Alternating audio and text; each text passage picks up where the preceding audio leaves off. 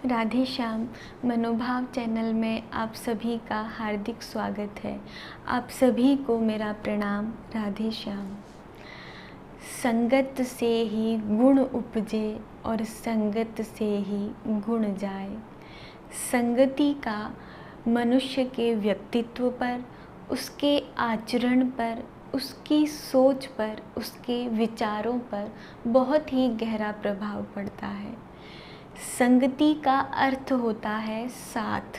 हम समाज में कैसे लोगों का साथ करते हैं, कैसे लोगों के साथ उठते बैठते हैं, कैसे लोगों के साथ अपना टाइम स्पेंड करते हैं। जैसी संगति में हम रहते हैं वैसे ही गुण दोष हमारे अंदर आते जाते हैं। जैसे अगर हमारी संगति सज्जन लोगों के साथ है तो स्वतः ही हमारे अंदर भी सद्गुण आ जाएंगे, और यदि हमारी संगति दुर्जन लोगों के साथ है तो हमारे अंदर भी दुर्गुण आ जाएंगे। इसी को कहते हैं जैसी संगत वैसी रंगत। जैसे एक ही स्वाति बूंद अलग अलग संगति के प्रभाव में आने से अपना अलग अलग रूप धारण कर लेती है।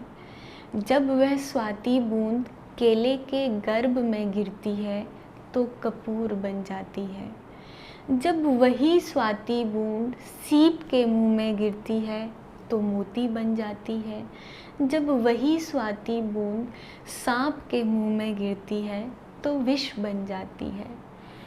सत्संगति में बिना कुछ किए ही उन्नति होती जाती है और कुसंगति में बिना कुछ किए ही पतन होता जाता है। महर्षि वाल्मीकि जो भीलों की संगत में रहने से एक रत्नाकर नाम के डाकू बन गए, लेकिन जब वही रत्नाकर डाकू देवर्षि नारद की संगत में आए तो आगे चलकर एक बहुत बड़े ऋषि, एक बहुत बड़े संत बन गए। अंगुलीमाल डाकू, जिसका लोगों को मारना, लोगों से लूटपाट करना रोज का काम था, लेकिन जब वह अंगुलीमाल डाकू गौतम बुद्ध की संगति में आए तो एक साधु बन गए। सत्संगति हमारे व्यक्तित्व को निखारती है।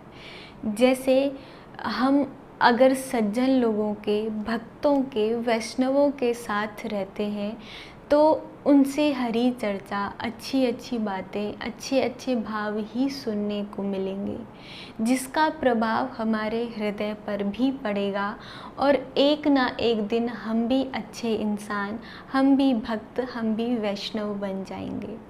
इसलिए अपने चारों ओर सत्संगति, सज्जनों को, वैष्णवों को ही ढूंढना चाहिए, जिससे हमें भी भजन, सेवा, पूजा की, हमें भी सत्कर्म की, हमें भी परोपकार की प्रेरणा मिलती रहे।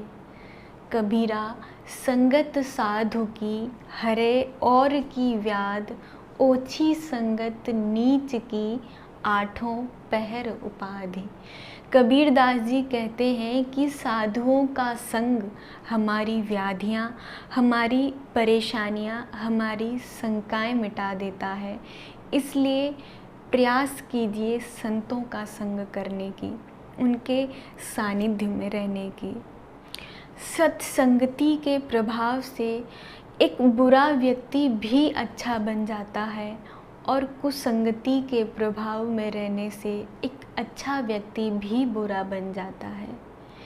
इसलिए कुसंग से बचे रहें, क्योंकि जब हम कुसंग करते हैं तो धीरे धीरे हमारे मन में भी कुविचार आने लगते हैं और एक दिन उस कुसंग से हम भी कुमार्ग पर चल पड़ते हैं। एक शहर में एक बहुत ही अमीर व्यक्ति रहता था। उसके पास उसकी इकलौती संतान उसका पुत्र थी। वो पुत्र अपने पिता के धन दौलत पर खूब ऐशो आराम करता था। उसकी दोस्ती कुछ गलत आदतों वाले लड़कों के साथ हो गई। धीरे धीरे उस पुत्र की आदतें भी बिगड़ने लगी। इस बात से वो पिता बहुत ही चिंतित रहने लगा। उसने अपने बेटे को कई बार समझाने का प्रयास किया, लेकिन उसके बेटे ने उसकी बातों पर कोई ध्यान नहीं दिया। तब उस अमीर व्यक्ति ने अपने बेटे को एक सबक के माध्यम से संगत के महत्व को समझाना चाहा। वो पिता अपने पुत्र के साथ बाजार गया और वहाँ से कुछ सेब खरीदे। उन अच्छे सेबों के साथ साथ उस व्यक्ति ने एक सड़ा हुआ सेब भी खरीदा। घर आकर पिता ने अपने पुत्र को उन सभी सेबों को एक साथ रखने के लिए कहा। उसके पुत्र ने ठीक वैसा ही किया। कुछ दिन बाद पिता ने उन सभी सेबों को अपने पास लाने के लिए बोला, लेकिन जैसे ही वो पुत्र उन सेबों के पास गया, देखकर हैरान रह गया। उसने देखा कि सभी सेब सड़ चुके थे। उसने ये बात आकर अपने पिता को बताई। तब पिता ने उसे समझाया कि बेटा, जैसे एक सड़ा हुआ सेब सभी अच्छे सेबों को खराब कर सकता है, वैसे ही बुरी संगति में रहने से तुम्हारी आदतें भी बुरी हो जाएंगी और फिर तुम चाहकर भी एक अच्छा इंसान नहीं बन सकते। इसलिए विशेषकर युवा लोग अपनी संगति पर ज़रूर ध्यान दें। अपने चारों ओर एक ऐसा एनवायरनमेंट रखें जिससे आप खुद भी मोटिवेट होते रहें, जिससे आपको जीवन में कुछ करने की, आगे बढ़ने की प्रेरणा मिलती रहे। विद्वानों ने तो कहा है कि जरूरी नहीं कि सत्संगति केवल इंसानों से ही हो।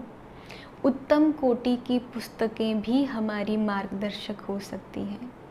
सद्ग्रंथों का दर्शन भी हमें अच्छा इंसान बनाने में सहायक हो सकता है।